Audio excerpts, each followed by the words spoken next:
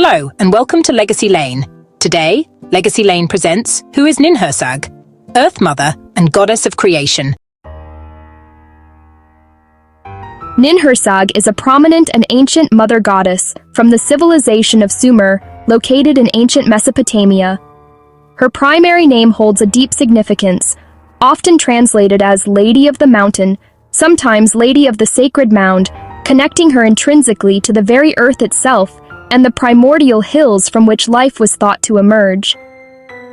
In the vast and complex pantheon of Sumerian deities, she held a position of profound importance, revered as a fundamental source of life and creation. She was not merely a distant celestial figure, but was seen as an active participant in the cycle of birth, growth, and nurturing that sustained the world. Her influence was felt in the fertility of the fields, the safe delivery of children, and the very existence of humankind.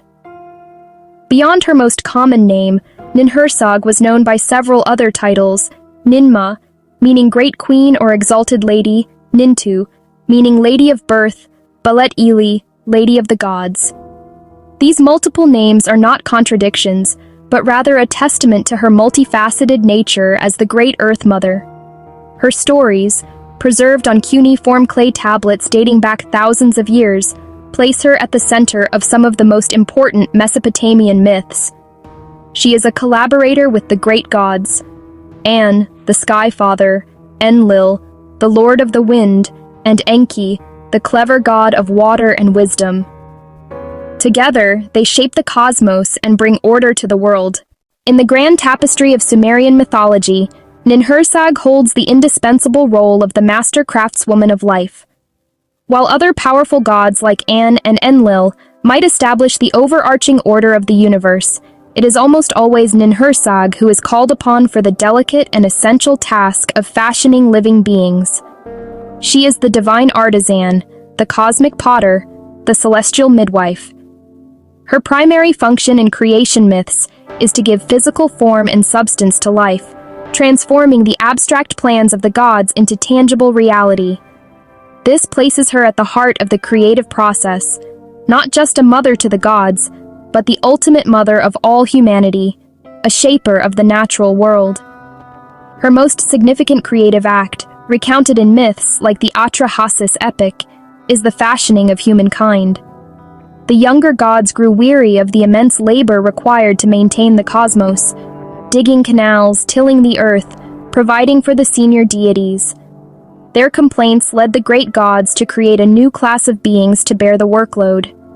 Enki, god of wisdom, conceived the plan, but Ninhursag, Nintu, mother, had the skill to execute it. She took clay, mixed it with the blood and essence of a slain god, and shaped the first humans. This act established humanity's role as servants of the gods and linked them forever to the earth. One of the most revealing myths featuring Ninhursag is the poem known today as Enki and Ninhursag. This story, preserved on a clay tablet from the early 2nd millennium BCE, is set in the pristine, paradise-like land of Dilmun, often identified by scholars with modern-day Bahrain. The tale is a complex exploration of creation transgression, the inseparable link between life and death, showcasing Ninhursag's dual powers as both a creator and a healer. The narrative begins with Enki, the god of fresh water, using his power to transform the arid land of Dilmun into a lush green garden, a perfect home for himself and his consort, Ninhursag.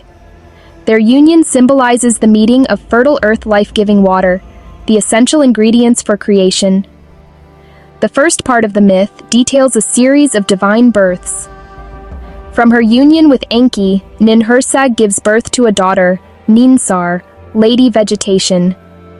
Enki then proceeds to have unions with his own daughter, and subsequently with his granddaughter, Utu, Spider or Weaver, in a rapid succession of divine generations. This sequence, often interpreted as an allegorical representation of the agricultural cycle, sets the stage for the story's central conflict. When Utu gives birth to 8 new types of plants, Enki, driven by an insatiable curiosity, decides to eat each one of them to learn their nature. This act is a profound violation, as he consumes the very creations he helped bring into being without Ninhursag's consent or participation in naming them. Enki's transgression has immediate and severe consequences. As a result of eating the forbidden plants, he falls gravely ill, with 8 parts of his body becoming afflicted with disease.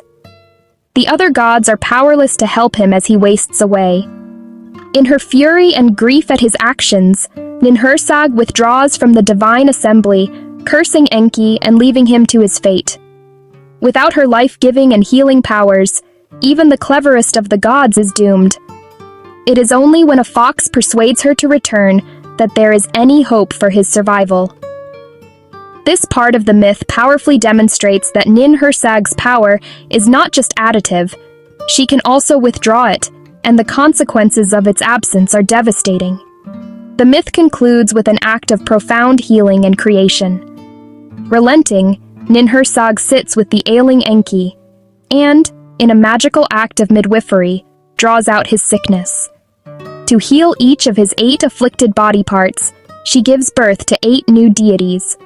For instance, to heal his jaw, Thai in Sumerian, she gives birth to the god Abu. To heal his rib, also Thai, she gives birth to the goddess Ninti, whose name means Lady of the Rib. This final act beautifully illustrates her dual role.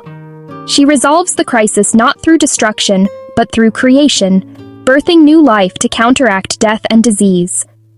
The story serves as a foundational myth, explaining the origins of certain plants and minor deities, while powerfully affirming Ninhursag's ultimate authority over life, health, and healing. The story of the creation of humanity is one of the most fundamental myths in Mesopotamian religion, and Ninhursag stands at its very center. The narrative, most completely told in the Atrahasis epic, begins with a divine dilemma. In the primordial era, before humans existed, it was the junior gods, the Igigi, who performed all the manual labor required to maintain the cosmos. They dug the great river Tigris, they dug the great river Euphrates, they maintained the irrigation canals, they built the temples for the senior Anunnaki gods. After thousands of years of this toil, the Igigi reached their breaking point. They burned their tools, they surrounded the temple of the chief god Enlil, and they declared a strike, refusing to work any longer. Their rebellion threw the divine order into chaos. Faced with this crisis, the great gods convened an assembly to find a solution. Enki proposed a radical idea: create a Lulu Amelu, a primitive worker. He imagined a being made from earth, with a spark of the divine. Enki provided the concept and magical ingredients, but the physical act fell to the mother goddess Mami, Ninhursag. She was the divine sculptor, the expert at shaping life. Her cooperation was essential. The creation is described with clinical detail.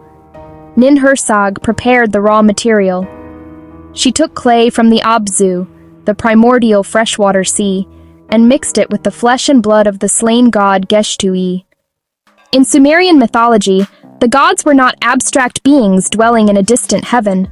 They were believed to reside in specific cities and temples on Earth. Ninhursag's primary cult center and mythological home was the Temple Ikur, the House of the Mountain, in the sacred city of Kesh. The exact location of ancient Kesh has been a subject of scholarly debate, but it is widely believed to correspond to the archaeological site of Tel al-Wilaya, Tel al-Uhaymir, in modern-day Iraq's Wasit Governorate. The Kesh Temple hymn, one of the oldest existing pieces of literature in the world, describes this temple in glorious detail, praising it as a place chosen by the gods and built to be as magnificent as the heavens themselves. This text firmly establishes Kesh as Ninhursag's domain, a place where her divine presence was most intensely felt.